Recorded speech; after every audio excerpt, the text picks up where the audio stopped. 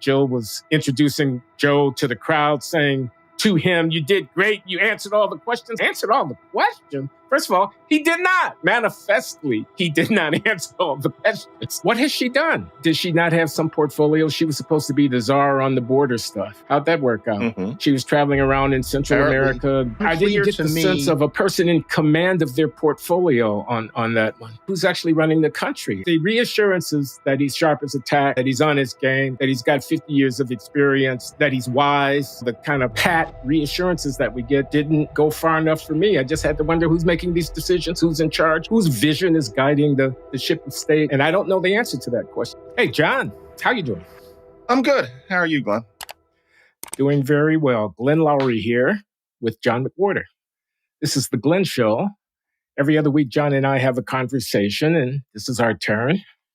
I teach at Brown University, and I'm a senior fellow at the Manhattan Institute. John teaches at Columbia University, and he writes regularly for the New York Times. The Glenn Show is sponsored by the Manhattan Institute for Policy Research in New York City, and I'm very grateful for their support. So, John, did you watch the debate? Did you watch the debate? I did. In real time? I watched it. In real time, I watched it. And I don't know.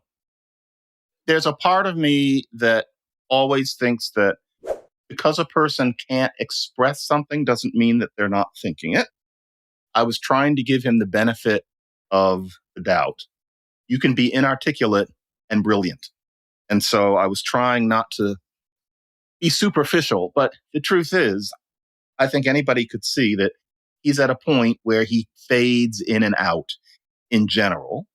And even if it is only a matter of expression, it's hard to imagine that that wouldn't be a problem in somebody who's supposed to be leading the country. And more to the point, there's the downward trajectory. It's not going to get better. It's only going to get worse. And I found it really unfortunate. And I'm not as angry as many people are about this. I can imagine what the motivations were.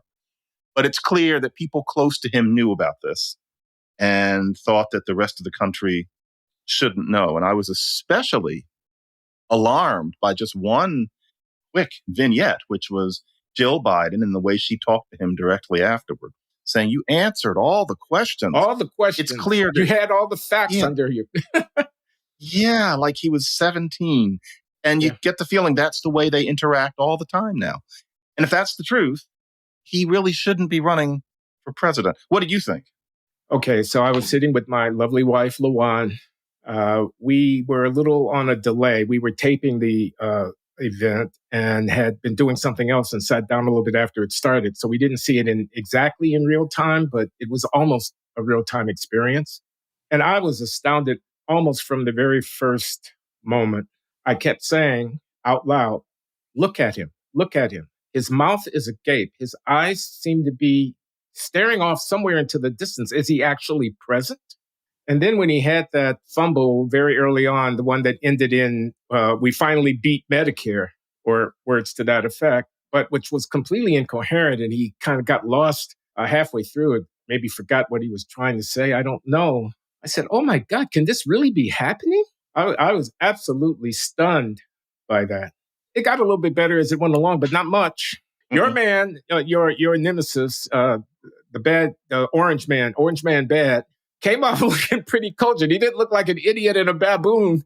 He came off looking like the other guy in the debate who had halfway had his shit together. No, he lied. I agree. He said a lot of stuff, and he was demagogic.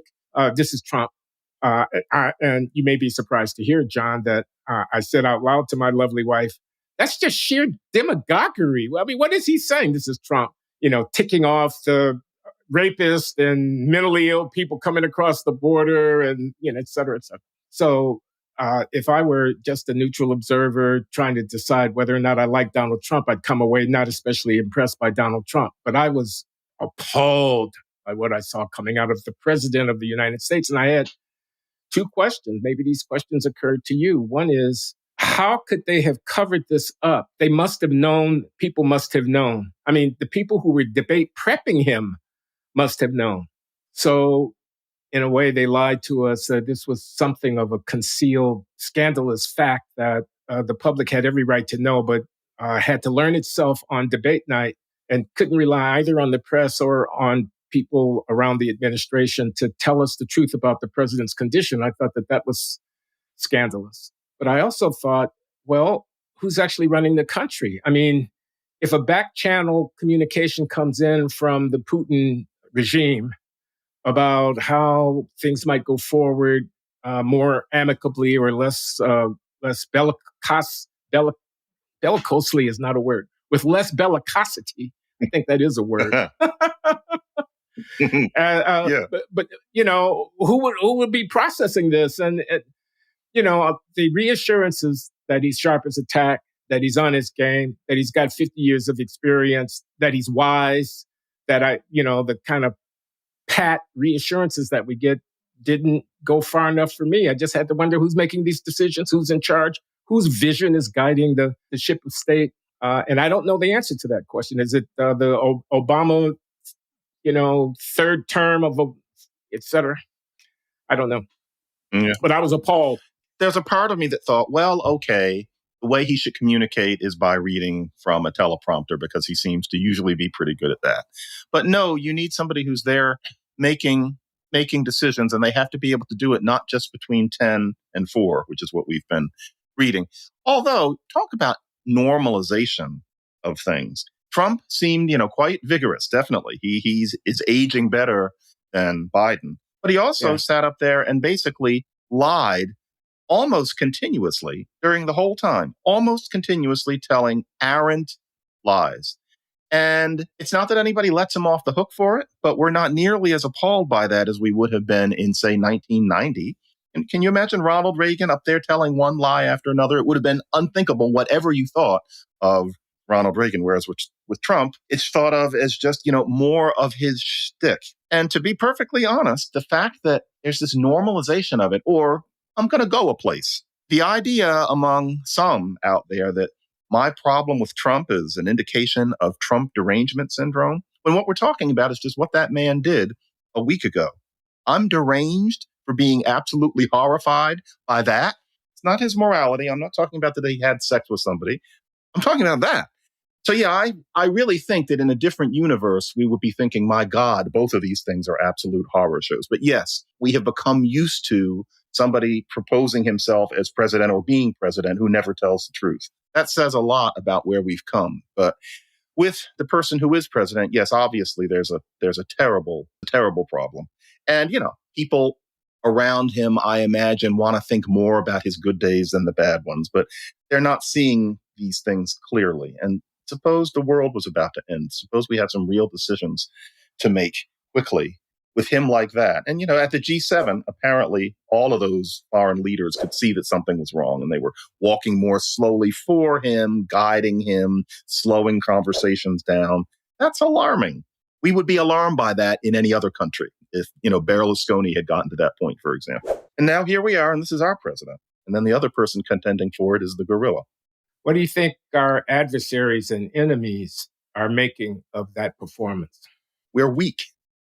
And, not everybody has read their Plato. We're weak. Strong is what wins, as a friend of mine was telling me just yesterday in terms of what this shows the rest of the world. There's a weakness there to be taken advantage of. And Putin and Xi Jinping are not weak. Whatever they are, they're not weak. They're not faltering. They're not doddering. So this is as bad as having an idiot, i.e. Trump. It's unfortunate. Is this not a sign of decadence, of a kind of decay? Is this not a preview of the decline and fall of the great American empire? The indispensable nation, American century, well, that was the 20th century, and it's been over for 24 years.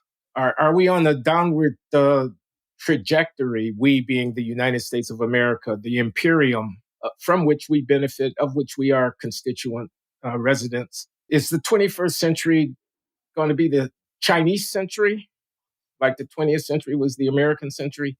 I speculate. It seems to me that actually there could be some relatively mundane fixes that could avoid this. I would hate to say that this is not going to be an American century just because there's no more such thing as the smoke-filled room. I mean, what really is going on with both of those candidates, why we're stuck with that, is that there isn't the check on that kind of thing happening that there would have been before. Say what you will about how barbaric things were in the 1920s, but nobody like that would have wound up in the position except by accident. And we have that problem now with both of the parties. And I think we're really seeing a particular object lesson with these two.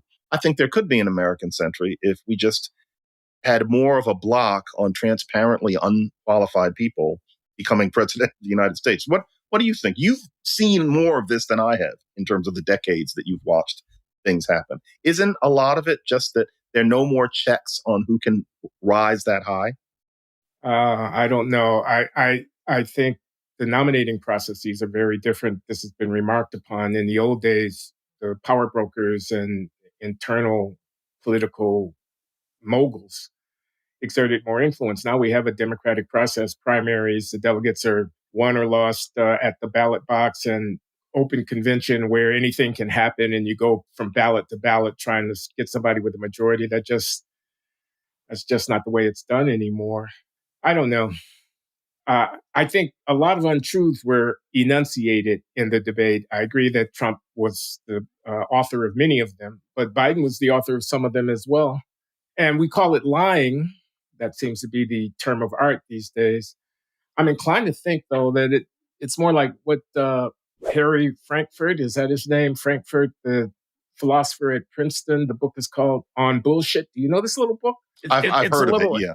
It's an essay put out in book form, maybe 10,000 words or 15,000 words, in which he argues that there's something else besides people who say things that aren't true. Some of them are intentionally and knowingly saying a thing that they know to be untrue in order to manipulate and deceive. Others are simply making noises with their mouths that they think will be effective at whatever objective they're trying to accomplish, with disregard, a complete and an utter disregard for whether or not the things they're saying are true. I mean, truth is just simply not a part of their calculus. They are about performing an affect and creating a mood and instigating and that sort of thing, not about communicating facts or even propagating falsehoods. They're simply indifferent to whether or not what they're saying is true. And it felt to me a little bit more like that, more like I'm just going to say the thing that I think will get people's juices flowing, or that the candidate my opponent find it difficult to respond to, or, that capture the moment somehow. I am not telling you, if I use a number, I made that number up. I made that number up for effect, not because I have studied the statistical table and I remember the particular number that's the correct number.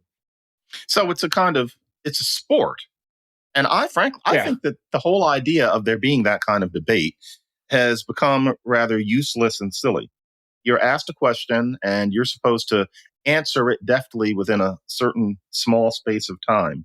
I'm not sure what the correspondence is between that and what it takes to run the country. If it were up to me, there wouldn't be that kind of debate anymore. Let me tell you about Ground News. It's a website and app that I use to stay better informed. Ground News gathers articles from over 50,000 news sources around the world and can help you read between the lines of media bias and break free from algorithms and echo chambers. Go to ground.news/Glenn Show to see how it works. A feature I have been using more lately is the blind spot feed. It shows you stories that are disproportionately reported by either the left or the right. This whole episode of The Glenn Show is about the presidential race, so let's take a look at the differences in reporting on it on the left and the right. Here's a story right-leaning sources are reporting and the left-leaning sources are not. 6 states shift toward Trump in 2024 race. Cook Political Report. And here's what the left-leaning outlets are writing about. Trump wants Black and Latino support, but he's not popular with either group, poll analysis shows. It's almost like partisan media tells their readers what they want to hear. Ground News shows you important coverage details, such as how many news sources cover each story, the bias distribution across the left, center, and right, along with the reliability and ownership of the outlets reporting. You can't get this type of news analysis anywhere else. There's also something called My News Bias. It's a personal dashboard where you can get insight into your own reading habits. It shows you what stories you are ignoring. With the election approaching, many people are finding it hard to discuss polarizing issues with friends and family members that have different opinions. If you want a constructive dialogue with those you disagree with, Ground News will be a great help. My listeners who subscribe through my link will get 40% off their unlimited access Vantage plan. That's the same plan I use. So go to ground.news/Glenn Show or click the link in the video description to get Ground News for just $5 per month. I hope you'll join me in supporting an independent platform trying to bring facts, transparency, and trust back to the news. There's so many ways now that technology allows that we can hear what candidates think, what their positions are, without it being this highly artificial contest where it becomes who can put it in a memorably snappy way. That has nothing to do with why somebody was a good or a bad president. It's just a kind of sport which can be fun to watch, but no. And in this case, the whole thing meant that we could see in living color what has happened to Biden. But that was an unusual circumstance. The fact that the president has dementia, that's not a reason why we should keep this particular debate sport going. But Glenn, what do you think about, how do you feel about Kamala Harris? Somebody I don't think we've ever spoken about. At least not. I haven't been impressed. No, we haven't spoken about her. I haven't been impressed with the way that I've seen her perform in public, the cackling, the word salad. But that's not. Why can't she? What's wrong with the cackling? Why can't she cackle? The real question. Well, I think it's unattractive. Maybe that's a statement about me as opposed to a statement about her. I think it's sort of unpresidential, and maybe that's a misogynistic thing for me to say. Guffaw, it might be a cackle. What's the difference between the two? I mean, no, a man can cackle, but the whole issue is, would you be put off by it if it were a man cackling? That's what I meant by a guffaw. The man's cackle. She's I don't know. It herself. smacks of unseriousness, but you're right. It may my reaction to it may betray more about me than about her in terms of the gender aspect. What has she done? What has? I mean, did she not have some portfolio? She was supposed to be the czar on the border stuff. How'd that work out? Mm-hmm. She was traveling around in Central America. I didn't get the sense of a person in command of their portfolio on that one. I just wonder, though, what was she supposed to do? It's considered to have been such a disaster, partly because she's not great at making a speech on the cuff. She's better at asking questions than answering questions. But other than that, I mean, suppose she had been more smoothly spoken. Still, what else was she supposed to do? Wasn't she supposed to be assigned something by people higher up than her? Wasn't it that she wasn't left with enough to present? I wasn't clear on that. I suppose she was supposed to marshal the resources available to her within the administration and come up with some kind of initiative or plan that would build on what was already in hand, but that would be innovative and would move the ball forward. She was supposed to be a diplomat, travel around, talk with the heads of state and the foreign secretaries and so forth of the various countries that are involved, and then present to the president something actionable that could actually help to solve the problem. Instead, what happened was stagnation, and the problem just spun out of control. Biden came into office determined not to follow through on Trump. No, we're not going to build the wall anymore. We're not going to remain in Mexico type policies. So we're going to have a humane Democratic Party, not inhumane Republican Party posture toward immigration. The people whom you appoint, Mayorkas, from him on down, they had, and she was supposed to take that together with the situation and move the ball forward somehow. Easy for me to say, hard problem. I grant you that. an opportunity for someone to distinguish themselves. I guess we could ask the question, let's go back 12 years to when Obama was elected and Biden was a vice president, and he got portfolios of things to be responsible for, and he handled them relatively well, I suppose, all things considered. And something comparable like that gave Kamala Harris an opportunity to distinguish herself, and as far as I can tell, she didn't make very good use of it. So in other words, she doesn't have the dynamism of, for example, Dick Cheney, whatever you think of the ideas. Well, yeah. and I don't think much. I mean, I don't know if you've seen the film Vice, but it's pretty chilling. No, but I was there for him. Yeah, you were there, right. And we know what Dick Cheney did with his discretion. And yes, he was an operator. Mm-hmm. He had his own little shadow government going. I'm not commending that, but I'm saying there is an energetic, effective, maybe even masterful.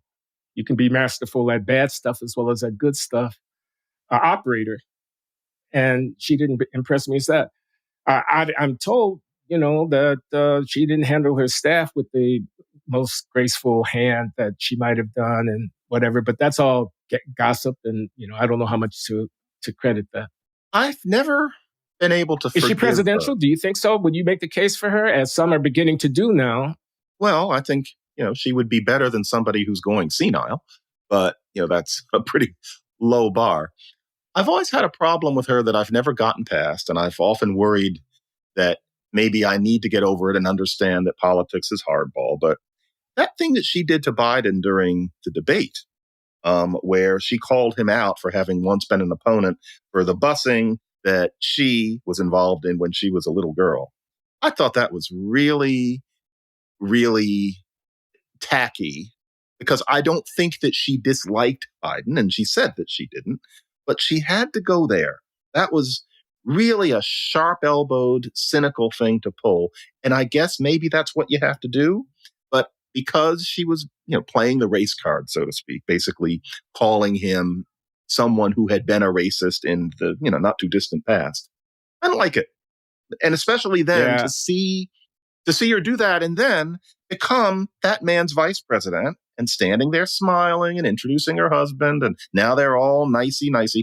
It always has left me wondering, what does she really stand for? What does she really believe? What's her story? And I'm not sure I've ever seen it, but I lost her with that, what she did to him in that debate. And I guess I need to get over it, but I thought that was just really low. I think I remember that. I mean, didn't she say, I was that little girl, or some kind of personal reference? When she wasn't that little black girl trying to get into a segregated school or whatever. That's not her story. It was a low blow or a cheap shot or an opportunistic exploitation of the racial dimension. I just found it was really mean to level that at him with all of those implications. And what she was trying to do was win the debate. And I know that's what you're supposed to do, but I wish she hadn't done it that way. Another thing about her, and this is getting personal, but it's something I also just kind of wonder about. One of the people she was seriously involved with back in the day was Willie Brown, who is, well known now on the West Coast. Yeah, and Willie Brown, good guy. But if you know him, and I lived in California for 14 years, and so I knew of him. I heard him on the radio. I saw him speak. Him and her, like, they're very different. Well, there's like 30 years difference in their age. Wasn't he married? I don't know that he was married while they were dating. I don't think so. But there are major differences in terms of, frankly, I would have to say education. And then there's that major age difference. Why him? Now, I don't know either one of them. Maybe it was a love match and that's just the way it goes. But that looks cynical to me, like a climber. And, just in anybody, whether they're a man or a woman, it's not a good look. Now, that was a long time ago. Can you name a man about whom it would be said a romantic relationship was an instrumental element to him climbing the ladder of his career? No, because of the dynamic between men and women. No, I can't. Yeah. That's the problem. Is there? He's with somebody, and you wonder whether he really liked her, but he did it to climb. There must be somebody who married an heiress or something like that. It would have happened more likely in the past than now. Yeah. But I would find that just as tacky. Let's say Richard Nixon, who has this kind of salt of the earth background. Let's say that he had married some Grace Kelly-ish person, except you kind of wonder what he saw in her. And it's partly because it allows him to rise. I feel like there are stories like that, in which case I think we would see it just as tacky, although it is important to check. You're right. You have to keep that in mind. But no, that kind of climbing, people do it. Lots of people do it, but it's kind of grimy to see, basically. And I say again, maybe that's not what was going on, but it certainly looked like it to me, given the essence of both of the people. I don't know. What do we have good to say about Kamala Harris? Anything? I mean, she could end up being president of the United States before you know it, maybe even before the election. She's good at grilling. Because people are recommending that Biden should resign. Yeah. Allow her to ascend to the presidency and then run as president. She's good at examining people. She's very good at that kind of lawyerly cross-examination, and that could be useful in dealing with foreign powers if she could ask questions in that way that she does. She kind of has a way of blocking people in. That's something she's good at. Where she loses it is when somebody examines her, and then you get the word salad. That's a funny thing about her, but there's a talent that she has for that from her days as a prosecutor. So maybe I don't think of her as an incompetent. I don't know that she's an incompetent, but it doesn't look like she's special as a vice president. Certainly, no. That I'll say this: I don't know if you saw the post-debate coverage at CNN. She was interviewed. She came out as a surrogate for President Biden to react to the event, and of course, everybody was talking about how badly Biden had performed, and the talking heads that would ordinarily, the Van Joneses of the world, whom you would suspect would be foursquare behind Biden, were slapping their foreheads and grimacing and saying, oh my God, this was a disaster, and openly speculating about could Biden really stay on the ticket given his performance. And she defended him. And her line of argument was basically, I am not going to let one night's bad performance cancel 4 years of outstanding stewardship of the first Biden administration, of the government of the United States, et cetera. And she was clear. She was concise. She was forceful, passionate, very effective in her role defending the president. I don't follow her day to day, but it was the best I've seen of her. And I thought, God, she, there's something there that I didn't recognize was there. Stepped up. Mm-hmm. She stepped up, for sure. She stepped up. In that. Yep. She did her job. Now, but the problem is, the problem is, as anybody knows, yes, one bad night can be used as a judgment despite 4 good years, because we're talking about a decline. And she knows that, but she was a good company man in that scene. Yes, she did her job well. Sometimes that's what you have to do. I can't imagine her having done anything else at that particular time. But still, yeah, I don't know. It would be hard to say she's been impressive, but then you could say that about a lot of people. But go ahead. Now, I was going to call attention to your newspaper, the New York Times Editorial Board, of which I assume you are not a member, call on the president to step aside. Mm-hmm. I don't expect you can comment as a writer at the Times on the position that the editorial board has taken. Were you surprised? Yeah, I was surprised at the unanimity of it. I have no access to any, interior machinations or anything like that, but that all of them thought that exact same thing, and that it was so quick. Because I myself, not that I am one of those people, but I myself was thinking, does this really mean that he shouldn't be running the country? And I was kind of chewing on it. I think partly because as a linguist, there's a part of me that tends to detach speech from thought, depending on what your philosophy about that kind of thing is. And then to find that all of them, to a man, and there have been some contrary voices since, but the big cheeses all just, no, he has to go. That did surprise me somewhat, because partly we've seen how gray and slow he is before. And, it couldn't all be AI and creative editing. You can see him in many, many clips. He's not the man that he was even 4 years ago. But then when you see him for 90 minutes, suddenly everybody's completely on board with getting rid of him. Whereas before that night, it was considered heretical and ageist and anti-leftist to even bring it up before. That was kind of a surprise. But I think I think it was the duration of the event and the fact that he was so spectacularly lost about 3 times. We beat Medicare. He meant the Medicare problem, but still, that's the best that he could do. Yeah, it was hard to watch, but the uniformity of that opinion right afterward did surprise me somewhat. I was thinking, what do they know that I don't know? And that's a lot. We're speaking a week after the event. I am impressed by the fact that in this week since the event, the President Biden has not attempted to counteract the surmises about his capacities by doing the thing that his debate performance suggests he couldn't do, which is standing up, unscripted, in front of a crowd and responding, whether it's a town hall or a press conference or something, without a teleprompter, to people asking him questions about foreign policy, about domestic policy, about electoral politics or whatever, and him giving off-the-cuff answers that indicate that he's in command and that he's able to articulate concisely what it is that he stands for and where he wants to take the country. I would have thought that would be the appropriate counter to a bad debate night. I had a bad debate night, but I'm in command. Let me show you how I'm in command. Ask me anything. I'm here. I'm not going anywhere. I'm not running. I'm not afraid. It's open-ended. Ask me anything.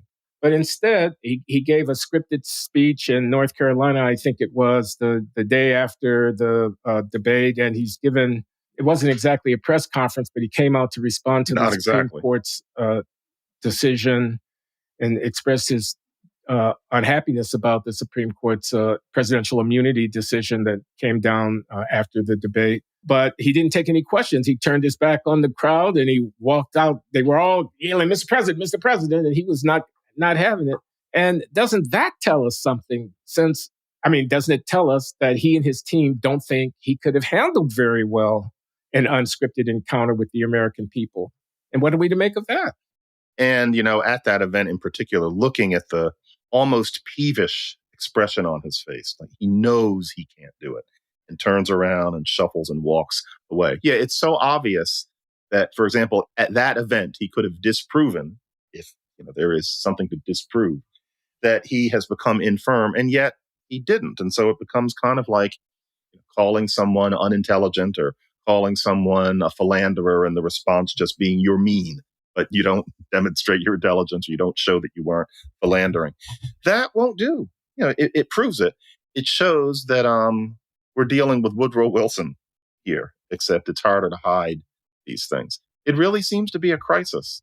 Jill Biden is, in a way, Edith Wilson, although I think the people running the country are not her. It's scary. It really is a scary thing, especially given who Biden is running against. Frankly, this probably gave Donald Trump the election. I think it's safe to say that his election is more probable than it was a week ago. And those are the times that we're living in. Yeah.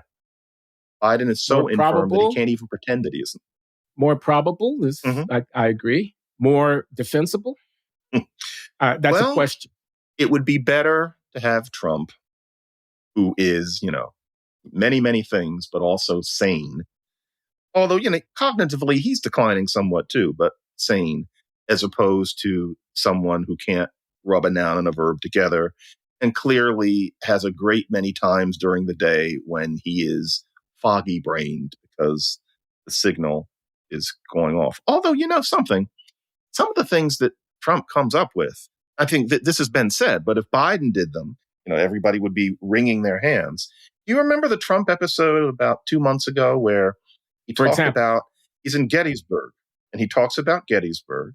And for one thing, he's saying that the Gettysburg battle was just a miracle, that it was wondrous. He thinks of it as a spectacle. The Battle of Gettysburg, what an unbelievable, I mean, it was so much and so interesting and so vicious and horrible and so beautiful in so many different ways. It represented such a big portion of the success of this country. Not even getting into the fact that one side in Gettysburg was fighting to keep Black people enslaved. But for him, it's all just a marvelous spectacle. And of course, he knows nothing about it, but he's pretending to know about this battle. And then he says, Robert E. Lee, he's really unpopular these days. You notice that? Well, frankly, the reason people are taking his statues down is because he fought to keep people enslaved. There's a reason. And so he's doing that in public, which I think is, rather evil. But then he says that Robert E. Lee said, never fight uphill, me boys. But they were already fighting uphill, and so that's why his troops were routed. He never said anything like that. Never fight uphill. Nobody would say anything like that. He didn't talk like a pirate. He wouldn't have said, me boys. Where in the world was he getting this?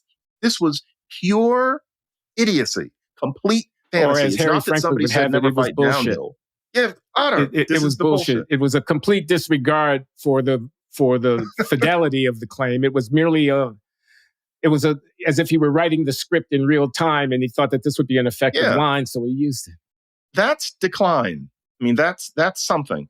However, it's more coherent in all of its idiocy than, we beat Medicare and, looking down at the floor. Well, so, that was going to be my question. Bill Maher famously said somewhere along, he'd vote for a brain in a jar in preference to voting for Donald Trump. It was Donald Trump versus a brain in a jar. He's for the brain. And that's a joke. We laugh at that. But really, it is an ordinary person, not a political junkie, who's watching these events and who is inclined to say, Trump has his problems, but hell, given the alternatives, I'm with Trump. Is that not an understandable position for somebody to take on the basis of this performance? Frankly, it is. It really is. And it shows how tragic it is that the choice is between those two people. But yeah, as utterly horrid as Trump is, that would be better than somebody who can no longer think clearly a great deal of the time. I hate to say it now. It's not going to affect my vote. It's interesting. So why am I saying it? I do. Yeah. Well, I think it gives a little bit more cover to somebody, and I am not talking about myself, who might be inclined to support Trump, but a little bit reticent to do so or to say that they're doing so because, well, he's Trump, But now they can say, yeah, he's Trump. And I agree with you that there are problems, but at least he can stand up straight and face the audience and talk about what he thinks and where he wants to take the country and whatnot, and has some sense of what's going on around him. Let me change that. No, and I'm not just saying this because I'm a baby. Trump is such a horror show, including what he would do overseas, and the kind of talk that he encourages, and the fact that he can't pay attention. Biden would basically be wheeled around by people who would be running the country for him. That would be unideal, especially when he ever had to represent the country by himself. I would rather that. I take back what I said. I would rather that than have somebody with their faculties in office who doesn't want to use them for anything except his own megalomania. I'm working through this. I'd rather have Biden as a brain in a jar than Trump himself. But I had to think about it. What do you think? I'm not sure. I'm not a big fan of Biden. In fact, I've said publicly I'm not voting for Joe Biden. And my problems with Biden and Bidenism are because I'm basically a conservative over here, and because I don't like the woke dimensions of the way that and you're right, it's not just Joe Biden, it's the people that he brings and train, and it's the sensibility and whatnot. That doesn't mean I'm voting for Trump. I'm not announcing that. It means that I'm not a big fan of Joe Biden. I don't think Trump is the danger that you think he is. And I've said why I think so. And I also think that he is, in his way, representative of some forces that extend beyond himself in the same way that if you elect Biden, you're not getting Joe Biden, he's an avatar or an emblem of something, and you're getting the thing that comes in train with that. And likewise, I think the populism that Trump personifies, the disquiet with and contempt for the elites who are in control of the megaphone, who run the printing presses, who man the ivory towers, and who people the Democratic Party hierarchy. A lot of ordinary people in small town America and middle America, working class people, people with high school but not college degrees and so on. White people, yes, but also Latino people and increasingly Black people as well are pissed off at the elites and are trying to express it. And Trump has become their vehicle. And I respect that. I respect their disquiet and discomfort and disgust. And therefore am looking more kindly at Trump in virtue of having respect for the people who support him than I otherwise might do. I agree with you that he has many, maybe all of the flaws that you cite, but they don't cancel my respect for the people who look to him to bring into the government of the United States the spirit that they want to see affirmed. So I don't know. Did I answer your question? What was your question? Oh, the Biden brain over in Trump. the jar versus Orange Man Yeah. Bad. Glenn, I wanted to ask you a question, though, because this always perplexes me genuinely. I mean, we need to John Stuart Mill this. We have to keep going over the argument. The lady who runs the liquor store in Bethlehem, Pennsylvania, the character we've used every now and then, she didn't go to college, and this person supposedly feels looked down upon by the elites. I genuinely want to know, where has she encountered that? What is she thinking? Where has she felt that somebody snubbed her in that way? I can see it in an earlier America, but I don't understand where people like that would be feeling snubbed today, especially if probably they're not reading the New Republic. They're not. Where? Because to me, it always seems that really it's that Trump does a good speech. He has charisma. He seems like a man. He's your towel snapping camp counselor, and you want to go with him. But there's this idea that he teaches you that, the elites are looking down on you, but I won't. Where did she see that? I really want to know what. Okay, let me try to channel her a little bit. So she's concerned about the border and unauthorized entry of a large number of people into the country, and the elites call her a racist and tell her to shut up.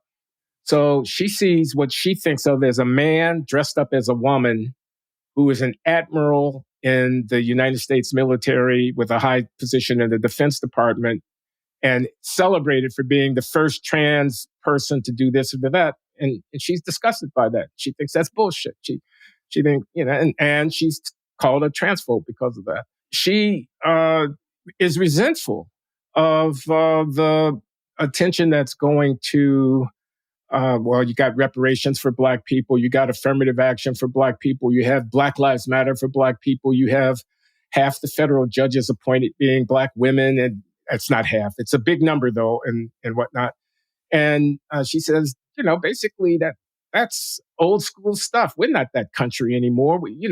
People need to pull their own weight. And I'm tired of the bending over backwards to placate these woke racial advocates. And, she's told to shut up. And she's religious. She's not that Trump embodies anything that's in particular religion, but, he's less secular in his, is he? I don't know. I'm not going to finish that sentence because I'm not sure what I'm saying isn't bullshit at this point. But, I'm not that woman. I'm having a hard time putting myself into her shoes, but I'm imagining that she's one of these people who is, what did Obama said? They cling to their guns, their Bible, and whatnot, because the modern world is rough on them. Manufacturing has left their town. Nobody is speaking for them. They're bitter about it. That person certainly doesn't like all this stuff around. But you keep on saying she gets called a racist. I don't know who calls her it. she learns that there is a wider society that calls this racism. I wonder if she sees it as above her, as opposed to this stuff that's all around. Does she look up and think, from on high, I'm being told that this person is, this person is a woman, etc.? Or does she just look across at all of these things? And it's an important distinction, because I just wonder whether that woman is annoyed at something from above, as opposed to just society in general and all of these changes that she doesn't understand, especially since a lot of the things that she's seeing, her kids are bringing home. Often what that person will say is, my cousin or my daughter is now saying it's I can't say this about people's whatevers because it's racist. I've always wondered about this. And I imagine polling must confirm that there's this concern with the elites looking down on you.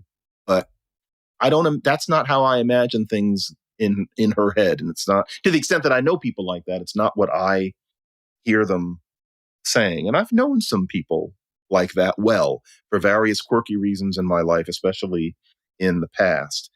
Now, they definitely thought there are people richer than me for unfair reasons, but they would not have thought, I knew them well enough for this. In two cases in particular, it wasn't about elites.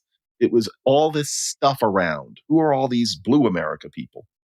Anyway, I just always have been perplexed by that argument. I wonder if it's something that elites cherish themselves, to say that these people feel looked down upon. Anyway, go ahead. Now, I was going to ask you a question, which is, I assume you continue to think that Trump's election would be a disaster for the country. And I have heard you say here that Biden's performance was disastrous for his campaign prospects.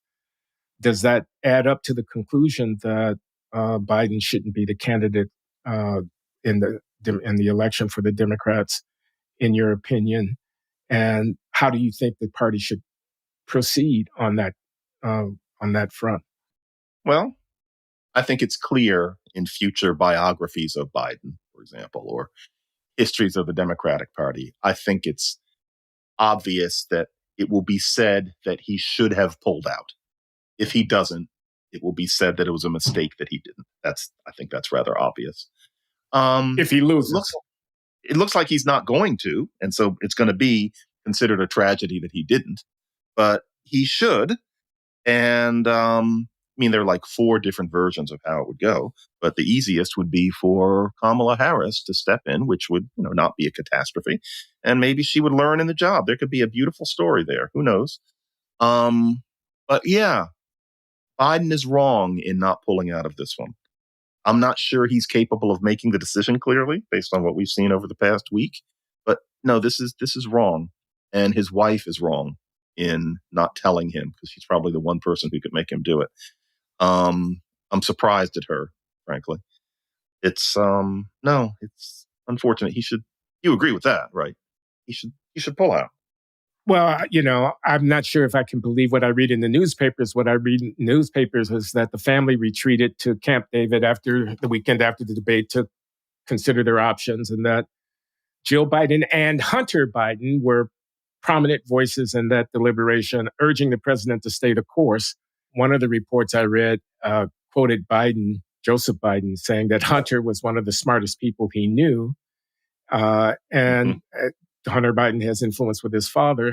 I respect that as a father of 3 sons and 5 adult children. I would listen to my children at a moment like this in my life. I would take what they had to say very seriously, because I know that they have my best interests at heart, and I respect them as sensible, thoughtful, reflective, serious people. On the other hand, it is Hunter Biden, after all. He does come with a little bit of baggage. I share the cringe that you gave reference to earlier when at the after party for the debate, when Joe was introducing Joe to the crowd, saying to him, "You did great. You answered all the questions." I thought, answered all the questions? First of all, he did not. Manifestly, he did not answer all the questions. But to say that, that's a minimal requirement that you would expect anybody showing up would do. And, to say, congratulations, you answered all the questions. And there have been these pieces that I've seen here and there about her that are somewhat unflattering to her. The power behind the scenes.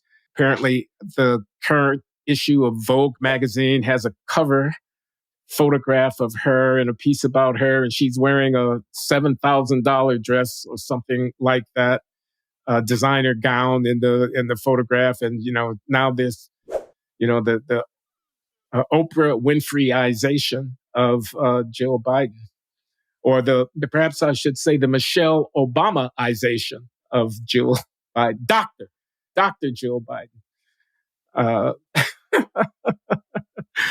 So actually, if you think about it, for her to, while the cameras were rolling, say to him, "You answered all the questions, etc." with that kindergarten teacher smile, was, I don't want to be too mean about it, but that was obtuse. Like, it would be one thing to say that to him when there were no cameras, but to say that to him in front of the whole country suggests that there's some sort of disconnect with her. I mean, that was really an inept thing to do. And maybe that's reflected in her inability in general to see that her dear husband needs to be told that it's time to fold up. Joe, you did such a great job. You answered every question. You knew all the facts. Maybe she's just one of those people who, and I don't know about her, but I wonder if certain social cues, certain senses of what you look like from the outside as opposed to how you feel on the inside, is she one of those people who's a little off in that way? Because I'm shocked that she would speak to him that way when there was, a phone or a camera or another person near who could recount it. So it's unconscionable. She gave it all away. I find it very peculiar. I don't know her personally, of course, but I wouldn't be surprised if that reflects some other things about her that would be involved in her not understanding what she needs to do at this point. All right.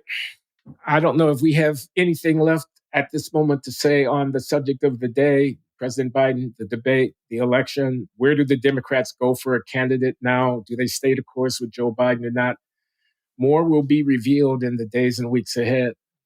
But unless you got more to add, I suggest that we terminate at this time, John. I think for today, we're done. Yeah. We need to see more. We need next week to go by. All right. Well, back in 2 weeks with our bi-weekly conversation. This is Glenn Loury at The Glenn Show with John McWhorter. Thanks for tuning in. Thanks, folks. So long, John.